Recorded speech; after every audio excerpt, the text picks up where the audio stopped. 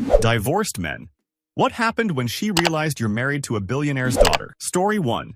My ex, Jenna, left me with the classic speech, "I need someone with ambition, not a man who fixes spreadsheets and calls it a career." We'd been married 8 years. I kept the house. She kept the narrative, telling everyone she escaped mediocrity. 2 years later, I met Layla at a charity event I only attended because my buddy had an extra ticket. Layla wasn't flashy. She asked real questions, laughed at dumb jokes, and didn't treat my job like a punchline. We dated quietly. When she proposed, she insisted on a small courthouse wedding and tacos after. Jenna found out because her cousin still followed me and posted a blurry photo. Me in a suit, Layla in a simple white dress, both of us holding paper plates like we'd won a contest. Jenna texted, "Who is that?" I replied, "My wife." Then came, "Is she rich?" Like wealth was a medical diagnosis. I didn't answer, but the internet did. Someone in my old hometown Facebook group recognized Layla's last name and did a whole thread. Apparently, Layla's dad owned half the city's skyline. "Billionaire's daughter" became the headline. Jenna showed up at my office the next day. Full face of makeup, a smile like a weapon. "I always knew you'd level up," she said, as if she'd been cheering from the front row instead of throwing tomatoes. Then she lowered her voice.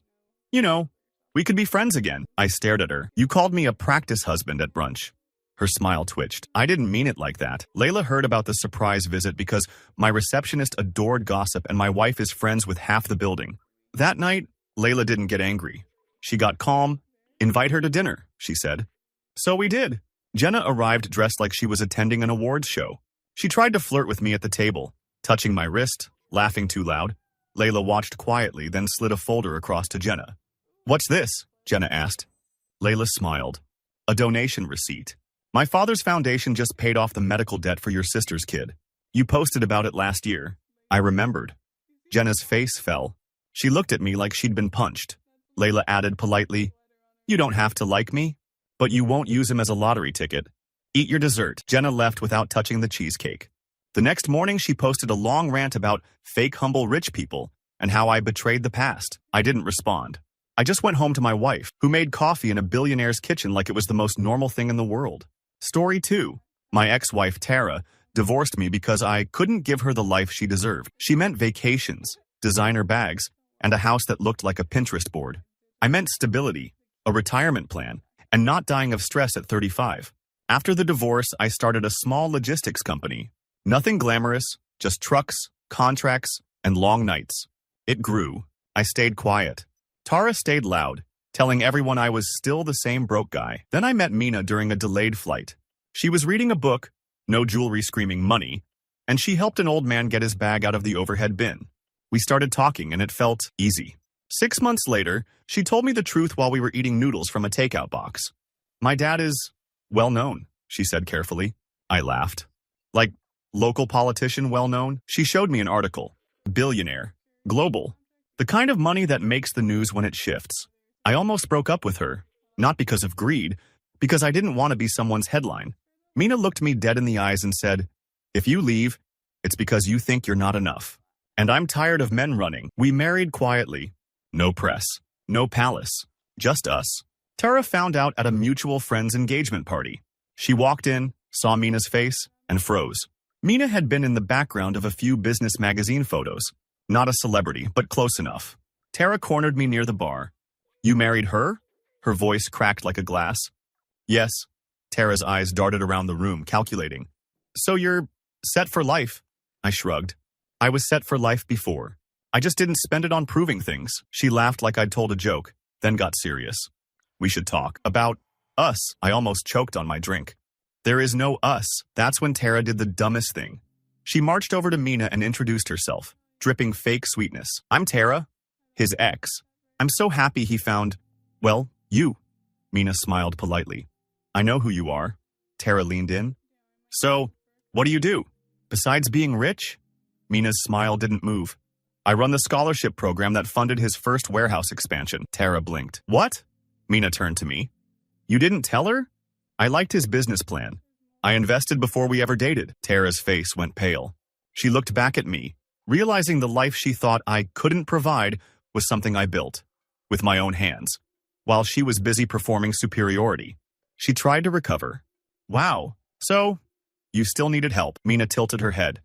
He didn't need help. He needed someone who didn't mock him for dreaming. Tara's jaw tightened. You think you're better than me? Mina replied, calm as weather. No, I think I'm kinder. Tara left early.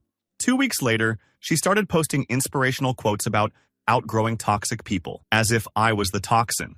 Meanwhile, I was in my kitchen, washing dishes with my wife, feeling richer than any number could explain. Story 3. My ex, Bree, remarried fast after our divorce. Some gym guy who called himself an entrepreneur, but mostly sold protein powder online. She told everyone I'd never be a provider. Then my life flipped in the most ridiculous way. I saved a kid. It was raining, traffic was chaos, and a little boy ran into the street chasing a soccer ball. I grabbed him and yanked him back. The SUV that would have hit him slammed brakes inches from us. A woman jumped out screaming his name. She was shaking, crying, thanking me like I'd dragged her child out of a fire. She insisted on taking me to coffee as a proper thank you. That woman was Celeste. We kept talking. Then we kept meeting. Celeste was sharp, funny, and had this quiet intensity like she actually listened. She didn't flex anything. No designer logos, no entourage. I figured she had a good job. 3 months in, she told me, my father will be an issue. I expected overprotective. What I got was a security team, NDAS, and a private meeting in a glass office that looked like it belonged in a movie. Her father was a billionaire who spoke in short sentences and looked at me like I was an unverified product. Why are you here? He asked. I said the truth. Because your daughter is the first person who's made my life feel peaceful. He studied me. Do you want money? No. Fame? No. He leaned back. Then what do you want? I swallowed.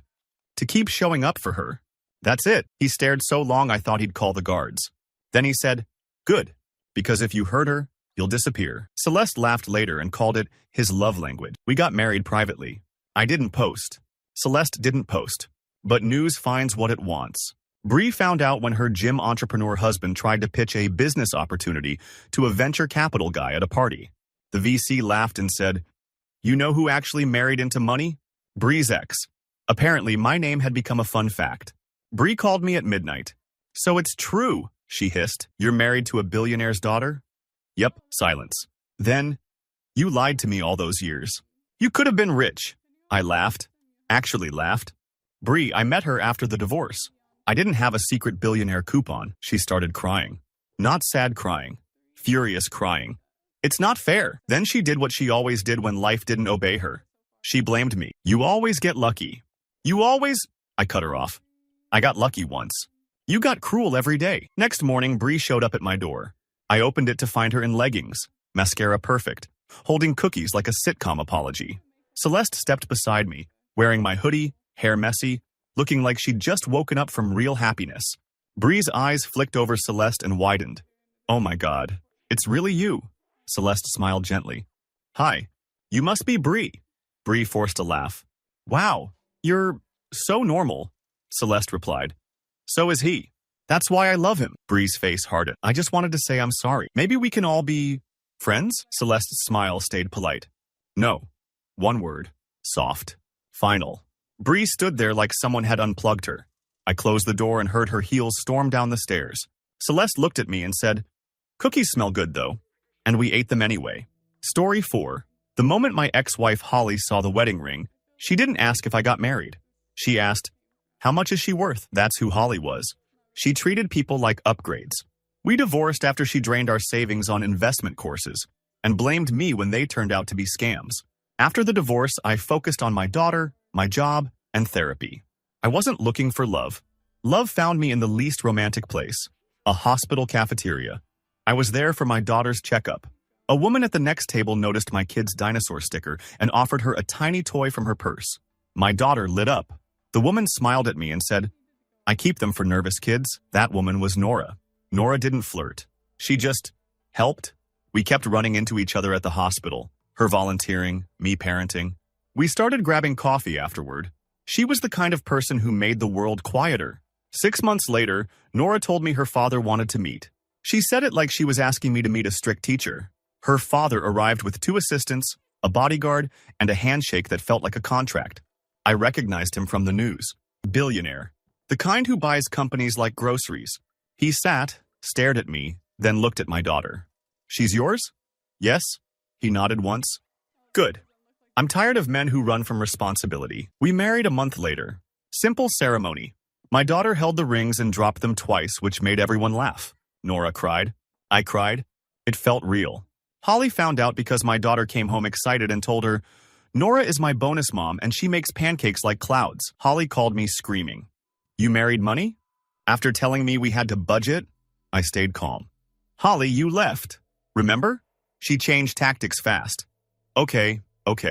Look, I've grown.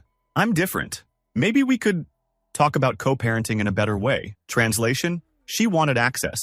Holly showed up at Nora's father's charity gala, without an invite. She wore a dress like she planned to be photographed. She marched right up to Nora's dad and introduced herself like she was a dignitary. I'm Holly, she said, his ex-wife. Nora's dad didn't even blink. Unfortunate. Holly laughed awkwardly. I just wanted to say I'm so happy he found someone suitable. Nora's dad finally looked at her fully. Suitable? Holly smiled. You know, someone with standards? Nora's dad leaned in slightly. My daughter married a man who shows up to hospitals with dinosaur stickers. Not a man who shows up to galas uninvited. People nearby heard. A few heads turned. Holly's cheeks went red. She tried to save it.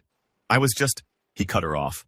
Security. 2 guards appeared like they'd been waiting for permission. Holly started yelling, This is humiliating. Nora stepped forward, voice calm but sharp. You humiliating yourself isn't our emergency. Holly was escorted out while a string quartet kept playing like nothing happened. Later that night, my daughter asked, Is mommy mad because Nora is nice? I hugged her and said, Sometimes people get mad when they lose control, and for the first time in a long time, I didn't feel guilty for someone else's choices. Story 5. I didn't even know my wife was a billionaire's daughter until 3 weeks before our wedding. Hear me out. I met Elise at a bookstore. She was arguing with the cashier because they wouldn't let her use a coupon on a poetry collection. Rich people don't usually fight for 10% off a book, so I assumed she was broke like me. We dated like normal adults. Cheap dinners, old movies, walks. She never wore flashy jewelry. She drove an older car. She paid her share and got offended if I tried to cover everything. When I proposed, she said yes, and then immediately started planning a tiny wedding because I hate attention. Then she told me we had to meet her father. I expected awkward. I did not expect a private plane. When I saw the hangar, I literally stopped walking. Elise sighed like she'd been delaying this moment as long as possible. My dad is intense, she said. On the flight, she explained she'd kept her last name off social media and avoided publicity her whole life. People treat me like a bank account, she said. I wanted you to meet me first. I believed her. Her father was polite in the way a lion is polite before deciding if you're food. He asked about my childhood, my job, my finances. Then he asked, Do you know who I am? I said, yes. Does that change what you want? I looked at Elise, nervous, watching me like my answer could shatter everything. No, I said. I want her. He nodded slowly. Okay, after the wedding, my ex-wife, Paige, discovered the truth the way Paige discovered everything. Stalking. She saw a wedding photo someone posted, zoomed in on Elise's father, and went full detective mode. Paige called me, voice trembling. Are you married to that man's daughter? Yes. Paige inhaled sharply. So you're rich now, I said. I'm married. That's what happened. She started laughing, hysterical, bitter. You used to tell me we couldn't afford a second vacation, and now you're... Elise and I still fly economy, I snapped. We still shop at the same grocery store. The only thing that changed is I married someone who doesn't measure love in receipts. Paige went quiet. Then she tried the soft voice. Maybe I made a mistake? I didn't answer. She showed up at my place the next day anyway, wearing the perfume she used to wear on date nights. Like scent could rewind time. I just want to talk, she said. Elise opened the door before I could. Elise didn't look scared. She looked tired. Paige's eyes widened when she saw her. Oh, wow, you're actually gorgeous. Elise smiled politely. Thanks. You're his ex? Paige nodded, already shifting into performance mode. I just wanted to say, take care of him. He's a good man. Elise's smile thinned. I know. Paige tried to step inside. Elise didn't move, blocking the doorway effortlessly. Paige forced a laugh. So, what's your dad like? Elise blinked. Why?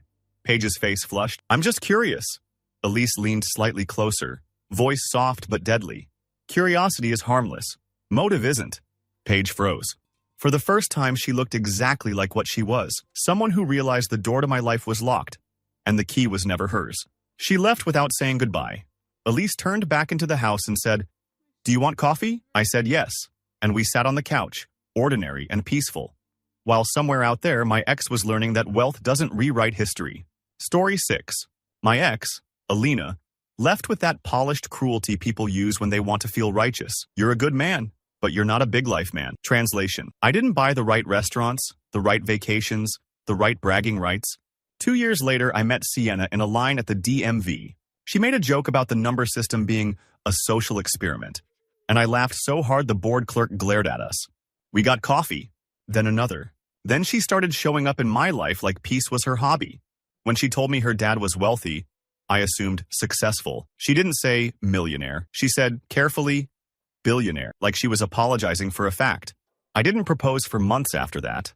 Not because I wanted her money, because I didn't want her world to swallow me. Sienna grabbed my face one night and said, I'm not marrying you to upgrade you. I'm marrying you because you don't try to own me. We did a small ceremony. No press, no spectacle. Just us, a courthouse, and dinner at a place where the waiter knew my name. Alina found out the way she found out everything. Through gossip. A mutual friend posted a photo. Me in a suit, Sienna in a simple dress, both of us laughing. Someone in the comments recognized Sienna's last name and turned it into a public sport. Alina showed up at my apartment the next day in heels and a smile that didn't reach her eyes. So, she said, dragging the word out, you're married to a billionaire's daughter. I didn't correct her. I just nodded. Her face softened into this fake nostalgia. I always knew you had potential. I just didn't have the patience back then. I laughed once. You called me a starter husband at your cousin's wedding. She flinched. I was hurt. No, I said. You were honest. Then she tried the next angle, fast. Does she know about me? Like, the real story? That's when Sienna walked out of the hallway wearing my hoodie, hair still damp from the shower, holding 2 mugs of coffee like she lived there because she did. Sienna smiled politely. Hi, you must be Alina. Alina's eyes flicked over her like she was pricing a handbag. Wow, you're not what I expected. Sienna's smile didn't move. Most people say that when they expected a stereotype. Alina forced a laugh. I just came to check in.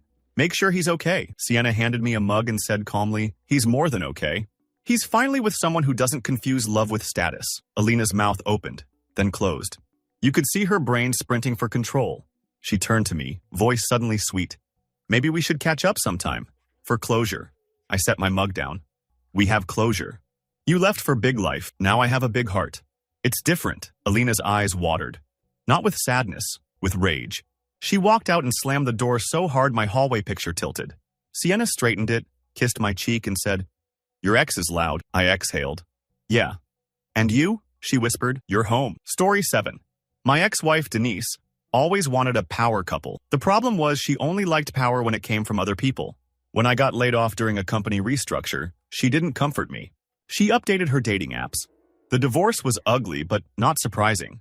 She told everyone I refused to be ambitious. Meanwhile, I was juggling side gigs and custody schedules, trying to keep my kids' world from collapsing. I met Camille at my son's school fundraiser. She bid on a gift basket like it offended her, then paid for it anyway. Later, she apologized for being awkward and said, crowds make me feel like I'm on display. We started seeing each other quietly. Camille never asked what I brought to the table like Denise used to. She asked if I slept okay, if I ate, if I was handling the stress. I didn't realize how starved I was for that kind of care until I had it. 3 months in, Camille warned me. My father is intense. I expected a strict dad. I did not expect a full background check, a private dinner room, and a man who shook my hand like he was signing. He didn't introduce himself. He didn't need to. I'd seen his face on magazine covers beside words like empire and net worth. He looked at me and said, you have debt. I swallowed. Yes, he nodded. You have custody. You show up. You work. Yes. He studied me for a long moment and said, do you love my daughter? I answered without thinking. Yeah, I do. He leaned back, satisfied like he'd just verified a receipt. Then don't embarrass her. Camille rolled her eyes so hard I almost laughed. We married in a small ceremony. No media. Just family, close friends, and my son holding the rings with shaking hands because he was proud. Denise found out when she tried to network with someone at a rooftop party. She came home and called me like her throat was on fire. Is it true? She demanded. You married her? Yes. Denise's voice cracked. So you're rich now? Of course you are. You always get lucky. I stayed quiet. Then she whispered, I made a mistake. That should have sounded soft. It didn't. It sounded like she was calculating a refund. 2 days later, she showed up at my door wearing a dress that screamed, accidental seduction. She didn't even look at my son at first. She looked past me, into the apartment, like she expected marble floors. Camille stepped beside me, calm, elegant, holding my son's drawing in her hand. "Hi," Camille said gently. "You must be Denise." Denise blinked too many times. "Wow, you're real." Camille tilted her head. "Were you hoping I wouldn't be?" Denise forced a smile. "Listen, I just want what's best for everyone. Maybe we can talk about revisiting things." Camille smiled, still gentle. "You're welcome to revisit your choices in therapy. Not in our marriage." Denise's face went stiff. "You think you're better than me?" Camille's voice stayed soft. "No. I think I'm done being polite to people who ignore children and chase wallets." My son squeezed Camille's hand. Denise saw it and finally understood what she'd lost. Not money. Belonging. She left without another word. Story 8. My ex-wife Kelsey didn't just leave me. She rebranded the divorce like it was a business launch. New hair, new friends, captions about choosing myself. Meanwhile, she was messaging my mom for recipes like nothing happened. I met Iris at a community garden. She was in dirt-stained jeans, arguing with a guy about compost ratios like it was a courtroom. I liked her immediately. Iris was private. No socials. No look at me posts. She liked quiet places and direct conversation. When she laughed, it was real, not rehearsed. After a year of dating, she told me why she stayed so low-key. "My dad's name changes rooms," she said. I hate that. I thought she was exaggerating. Then her father invited us to dinner. A driver picked us up. The restaurant closed a section just for us. The manager shook my hand like I was a prince. Iris watched my face and said, "I told you." Her dad was polite but sharp. He asked about my work, my values, my plans. Then he asked something that made my skin go cold. "Did your ex-wife sign anything in the divorce?" I blinked. "What?" He smiled slightly. "People come back when they smell money." I laughed nervously. "She's not like that." Iris didn't laugh. "We got married at a small seaside chapel. No headlines. No photos leaked. Until Kelsey, because Kelsey never respected boundaries, saw a wedding registry link someone accidentally forwarded in a group chat. She called me in the middle of the night. "Are you married?" "Yes." "To Iris." "That Iris." I didn't answer. Kelsey sucked in a breath. "Oh my God. You married a billionaire's daughter." Her voice wasn't shocked. It was hungry. The next day, she messaged Iris on a private account. "Hi, I'm his ex. Would love to get coffee." Girl to girl. Iris showed me the message without a word.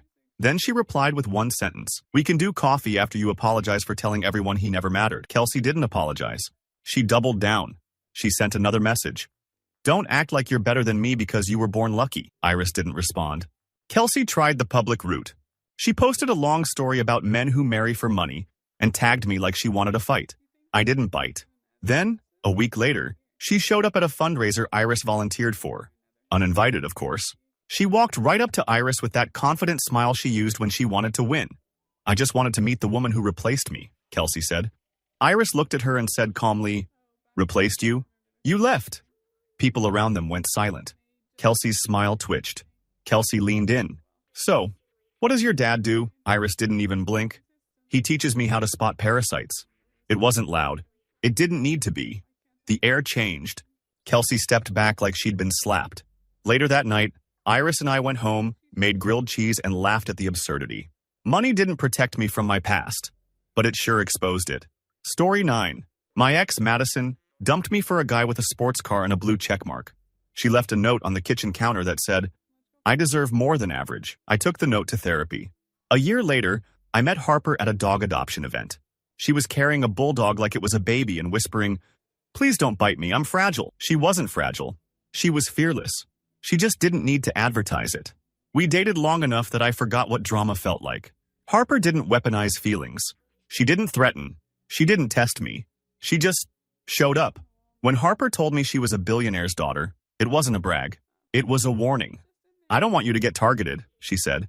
I didn't believe her until the first article appeared. A blurry photo of us walking out of a restaurant. Then my name online. Then strangers guessing my salary like it was entertainment. Madison found out and immediately acted like she'd been personally robbed. She called me crying. "I can't believe you did this to me." I blinked. "Did what?" "Married into money. After everything." I almost laughed. "Madison, you left me." She went silent. Then her tone flipped. Sweet, soft, familiar. "I've changed. I've grown. I just miss you." 2 days later, she emailed Harper. Not me. Harper. Subject line: Concern. The email was a masterpiece of fake kindness. Madison said she was worried. Harper didn't know the real me, that I had anger issues, that I was emotionally unavailable. Harper read it, looked at me and said, "Do you want me to respond?" I wanted to be mature. Then I remembered Madison's note, the word average, the way it cut. So I said, "One response." Harper replied, "Thank you for your concern. I already know who he is. That's why I chose him. Please don't contact us again." Madison didn't listen. She showed up at our building. Security stopped her at the desk. She started yelling that she was family. Harper walked into the lobby in sneakers and a hoodie. No glam, no intimidation, just calm. Madison pointed at her like she'd found the villain. "You think you can buy him?" Harper's eyes were steady. "No. I think you're realizing he was never for sale." Madison's voice rose. "He's using you." Harper smiled slightly. "Then why are you the one begging at a front desk?" People were watching. Phones out. Madison looked around and realized this wasn't her stage. It was her exposure. She stormed out, screaming something about karma. Harper took my hand and said quietly, "You're not average." And for the first time, I believed it. Story 10. My ex-wife, Rachel, left me after I refused to co-sign a risky business loan for her brother. She called me selfish and told everyone I killed her dreams. After the divorce, she treated co-parenting like a negotiation. Every exchange was a power move. Every text was a threat wrapped in emojis. Then I met Naomi at a parenting workshop. Because apparently I was the only dad in the room who didn't run away when someone said feelings. Naomi was honest, funny, and weirdly comforting. She didn't flinch at my messy life. She didn't shame my baggage. She just asked, "How can I support you?" When I proposed, Naomi hesitated. "My family will complicate things." I thought she meant drama. She meant money. Her father was a billionaire who treated meetings like wars. He didn't threaten me. He didn't need to. He simply said, "You'll protect her reputation." I nodded. "I'll protect her heart." We married quietly. Rachel found out at a custody exchange when our kid said, excited, "Naomi's dad has a helicopter." Rachel's face changed so fast it was terrifying. That night she called me, voice shaking. "So you're married to a billionaire's daughter?" "Yes." Rachel laughed bitterly. "Of course. You always land on your feet." I said, "I landed after you pushed." She went silent. Then she said, "We should revisit the custody agreement. I think it's best if our child spends more time with me, away from influence." That's when I realized she wasn't scared for our kid. She was scared of losing leverage. The next week, Rachel filed an emergency motion, claiming Naomi was unstable, that our home was unsafe, that I was being controlled by wealthy outsiders. She wanted the judge to believe money equaled danger. Naomi didn't panic. Her dad's lawyers offered to crush Rachel. Naomi refused. "No," she said, "we do this clean." In court, Rachel put on tears like a performance. She painted herself as the protective mother, me as the manipulated ex-husband, Naomi as the gold-plated villain. Then the judge asked one question, "Do you have evidence?" Rachel hesitated. She had stories. She had vibes. She had jealousy. She had nothing. My lawyer, paid by me, not Naomi's father, presented the truth. Stable home, stable school, stable routine. And a stack of Rachel's own texts where she demanded compensation if I wanted peace. The courtroom went quiet when the judge read them. Rachel's face turned red. Those were jokes. The judge didn't smile. They don't read like jokes. Rachel walked out of court pale and shaking, not because she lost custody, but because she lost control in public. Outside, she hissed at me. "You think you won because you married money?" I looked at her and said, "No. I won because you finally showed everyone who you are." Naomi took my hand as cameras from the hallway's legal reporters turned away. Disappointed there wasn't a scandal. There was, just not the one Rachel expected. Story 11. My ex-wife, Brooke, divorced me with the confidence of someone who thought she'd already won. "You're safe," she said. "I don't want safe." Then she started dating a nightlife promoter who posted motivational quotes next to rented cars. A year later, I met Veronica at a mechanic shop. She was arguing with the owner because he tried to overcharge an elderly woman. She didn't flash money. She flashed backbone. I offered to drive the old lady home. Veronica came too. And by the end of the ride, we were laughing like we'd known each other forever. Veronica kept her last name off everything. No social media. No photos. No look at us. When she told me who her father was, it wasn't dramatic, just exhausted. "People either hate me or try to use me," she said. "Please don't become a third type." We got married in a tiny ceremony at a lakeside cabin. No announcements. No ring selfies. I thought it would stay ours. Brooke found out because she tried to flex online. She posted a smug TikTok about glowing up after divorce and someone stitched it with a screenshot of a business magazine. Veronica, standing beside her father at a gala, captioned with her full name. The stitch ended with, "Meanwhile, her ex married this." Brooke called me screaming. Not crying, screaming. "You married her for money," I said. "Brooke, you literally left me for more. Don't act like you're allergic to the concept." Then she hit me with the nastiest move. She emailed my boss, claiming I was laundering money through my job because I married into a corrupt family. She attached nothing, just vibes and bitterness. My boss called me in, worried. Veronica offered her father's legal team. I refused. "No," I said. "I'm not hiding behind your name." So I handled it like an adult. HR meeting, documentation, my spotless record. The company asked Brooke for proof. She had none. They flagged her email as harassment. Brooke didn't stop. She showed up at Veronica's charity event with a concerned citizen smile, trying to corner Veronica in front of donors. "I just want to protect you," Brooke said loudly. "He's not who you think." Veronica didn't raise her voice.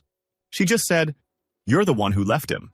So what exactly are you protecting? Me or your ego?" Brooke froze. People stared.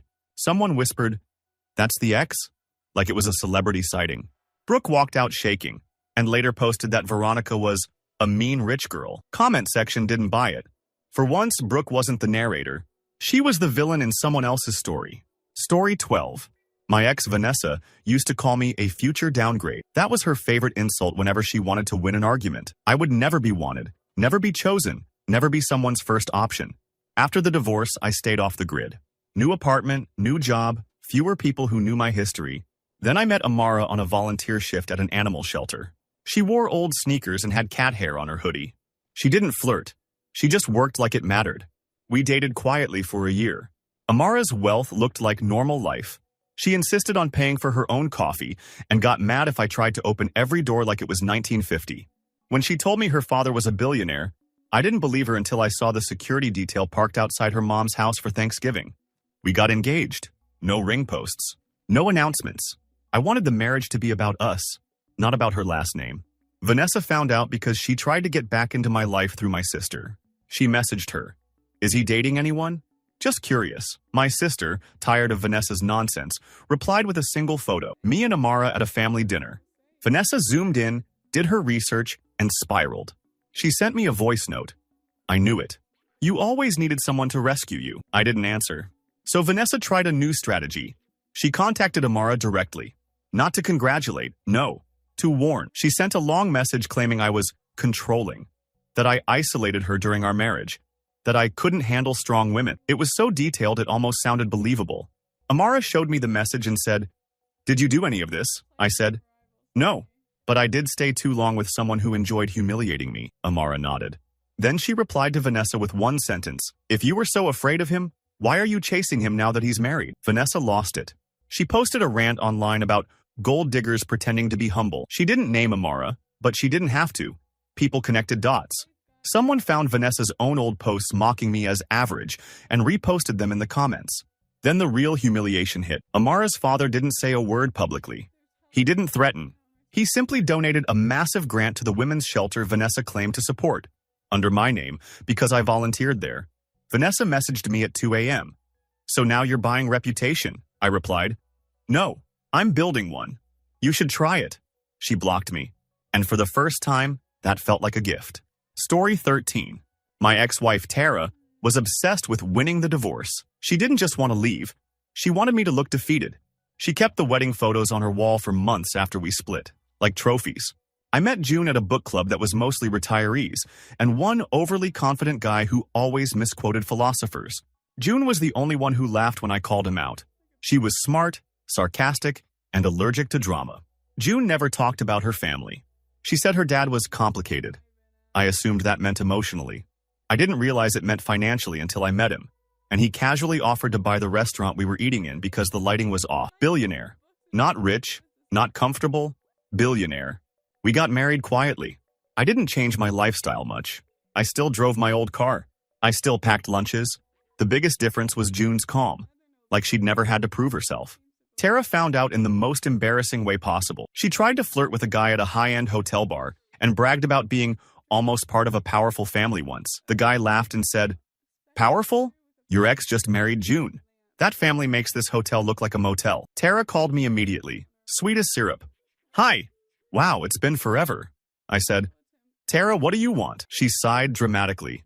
I just think we should have a mature conversation for closure. Then she added too quickly, also, I'm having a hard time right now. There it was. She asked to meet. I agreed. Public place, broad daylight. Tara showed up dressed like she was going to a casting call. She didn't ask how I was. She asked, so, what's June's dad like? Is he generous? I stared at her. You don't miss me. You miss what you think I represent. Tara rolled her eyes. Oh, please. Don't act holy. Everyone wants security. I said, security isn't the same as using people. Tara leaned in and whispered, if I apologize, do you think June could help me? I could start a business. I just need an investor. That's when June walked in behind me. She'd insisted on coming, and I'd stupidly thought Tara would behave. June sat down, smiled politely, and said, Hi, Tara. Tara's face went bright red. Oh, I didn't know you'd be here. June nodded. You did. That's why you asked to meet him. Tara tried to recover. I just wanted to make peace. June's smile stayed gentle. Peace isn't a pitch deck. Tara's voice sharpened. You think you're better than me? June replied, calm as ice. No, I think you're desperate. And you're aiming at the wrong target. Tara stood up so fast her chair screeched. Everyone looked. Tara hissed, enjoy your charity case, and stormed out. June took my hand and said quietly, she wanted you to beg. You didn't. That night, Tara posted that I was abusive and manipulated by rich people. Nobody believed it, because the loudest thing in the room was her panic. Story 14. My ex, Paige, used to tell me I'd never be someone's dream. Then she cheated, blamed me for not inspiring her, and left like she was doing me a favor. I met Elena in a cooking class I took as a joke. My friend dared me because I couldn't even make rice correctly. Elena corrected my knife grip like a drill sergeant, and then smiled like she'd forgiven me for existing. I fell hard. Elena was private, almost stubbornly normal. When she told me her father was a billionaire, it was right after I proposed. She didn't brag. She looked scared. I don't want you to become a headline, she said, or a target. We eloped. Simple. Quiet. No one knew until a photographer posted a blurred shot of us outside the courthouse. Paige saw it, recognized me, and did what Paige always did. Escalated. She didn't call. She sent me a screenshot of the Billionaire's Wikipedia page with a message. LOL. So you're rich now? Then she texted again. We need to talk about what you owe me. I replied, I don't owe you anything. Paige showed up at my mom's house with a folder. A literal folder. She claimed she sacrificed her best years and deserved compensation because my value increased. She tried to make love sound like an investment. My mom, a woman who has never feared confrontation, said, You left because you were bored. Don't come back because he's valuable now. Paige smirked. Tell him to stop hiding behind his new wife. Elena stepped out from the hallway, calm and barefoot, holding my mom's teacup like she belonged there. Hi, Elena said. I'm the wife.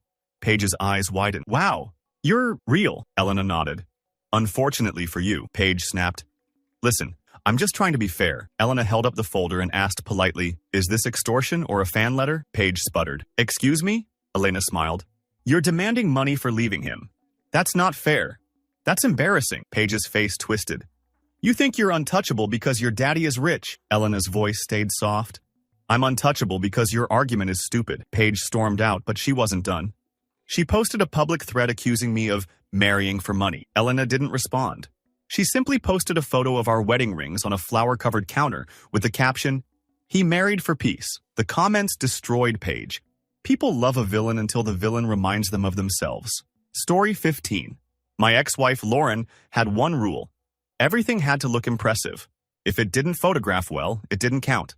She left me after I refused to take out a second mortgage to fund her luxury lifestyle brand. I met Sophia at a hiking trail, of all places. She was sitting on a rock, furious because her GPS died, and she refused to admit she was lost. I offered her a paper map from my backpack. She stared at it like it was a dinosaur, and then laughed until she snorted. That laugh hooked me. Sophia lived quietly.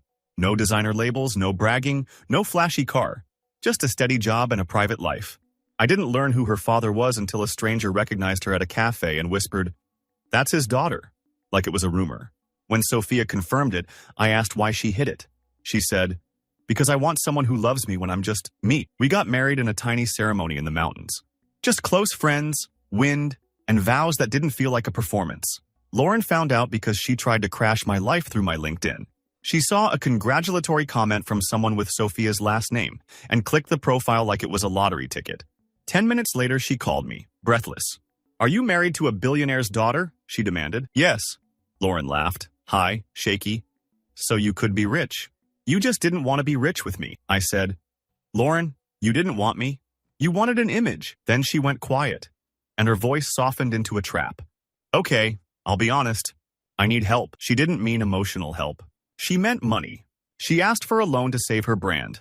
When I said no, she threatened to tell the media I was a gold digger who targeted Sophia. Sophia heard the threat and didn't panic. She just said, "Let her." Lauren tried. She emailed a gossip blog, pitched a story, attached screenshots, tried to sell herself as the betrayed ex. The blog replied, politely declining, because Lauren forgot one tiny thing. Her evidence included messages where she admitted she only married me because I was stable until something better shows up. Those messages leaked back into her own inbox, and then, somehow, into a group chat with her friends. Someone posted them. People recognized her name. The comments were brutal. Lauren called me sobbing. "Fix this," I said.